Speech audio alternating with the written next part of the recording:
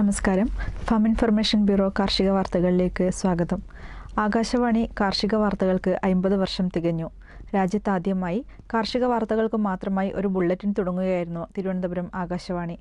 1974 April 14 വിഷുദിനം അതിനെ തിരഞ്ഞെടുത്തു. കർഷകർക്കുള്ള വിഷു കൈനീട്ടമായാണ് അതെന്ന് വിശേഷിക്കപ്പെട്ടത്.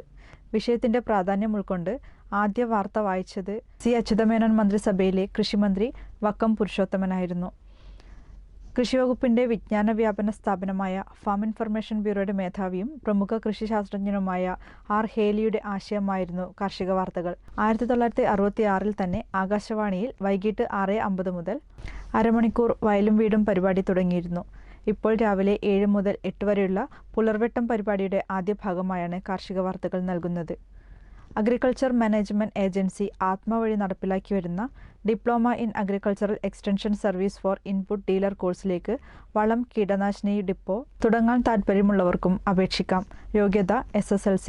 അതത് കൃഷി ഓഫീസറുടെ ശുപാർശ സഹിതം ഏപ്രിൽ 23-നകം ആത്മ പ്രൊജക്ട് ഡയറക്ടറേറ്റ്, സിവിൽ സ്റ്റേഷൻ, കൊല്ലം 691013 എന്ന വിലാസത്തിൽ അപേക്ഷ സമർപ്പിക്കണം. അപേക്ഷാ മാതൃക കൃഷിഭവനുകളിൽ ലഭിക്കും.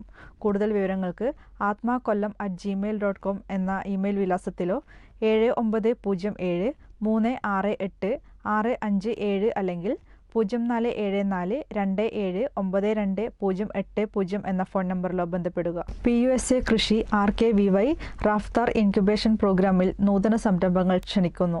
Minimum viable products market ready ഇന്നൊവേഷൻസിലും UPJA 2024 25 ലക്ഷം രൂപ വരെ ധനസഹായം ലഭിക്കുന്നു.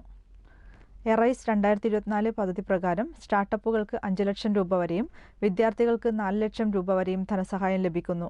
കൂടുതൽ വിവരങ്ങൾക്ക് PUSAKrishi.in എന്ന വെബ്സൈറ്റ് സന്ദർശിക്കുക. തൃശൂർ വെള്ളാനിക്കര ഹോർട്ടിക്കൾച്ചർ കോളേജിൽ ചീര ഇനമായ അരുണ CO1, മുളക് ഇനം ഉജ്ജ്വല, വഴുതന ഇനം ഹരിത സൂര്യ, കുറ്റിപ്പയർ അനശ്വര, വള്ളിപ്പയർ ലോല ഗീതിക, വെണ്ട ആർക്ക അനാമിക എന്നിവയുടെ വിത്തുകൾ ലഭ്യമാണ്.